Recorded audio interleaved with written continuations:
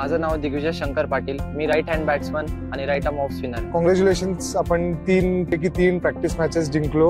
Overall atmosphere कसं आहे, काय चॅलेंजेस काय आहेत किंवा काय स्ट्रॅटेजी आहे आपली गोइंग फॉरवर्ड टू एप्रिल 2024? ॲटमॉस्फिअर खूपच चांगला आहे, म्हणजे 3 पैकी 3 आम्ही मॅचेस जिंकलो.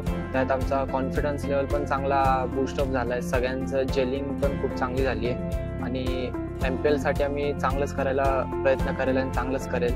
जसं टीमचं चालू आहे, म्हणजे सगळ्यांना रोल माहिती आहे की कुठं काय ते फिट आहेत आणि कुठं काय करू शकतात. सगळ्यांना म्हणजे चांगले करतायत सगळे. यावर्षी नवीन काय स्ट्रॅटेजी किंवा नवीन काय टेक्निक इम्प्लिमेंट करत मी असं मला असं कळलंय की टीम बॉन्डिंग खूप चांगल्या प्रकारे झालं आहे. आपण कॉम्बिनेशन्स पण बऱ्यापैकी ट्राय केलेले आहेत. सो त्याबद्दल तुझं काय म्हणणं आहे? हो, जसं मी बोललो की जेलिंग खूपच चांगली झाली आमची आणि कॉम्बिनेशन्स पण खूप चांगले. आम्ही खूप जण ट्राय पण केले, जिथे जिथे फिट होत आहेत, जिथे जिथे चांगले आहेत त्यांना पण आम्ही बघितलं. म्हणजे आम्हाला सगळ्या स्लॉटमध्ये सगळे प्लेयर्स आम्हाला भेटले की त्या स्लॉटमध्ये सगळे चांगलं करतील.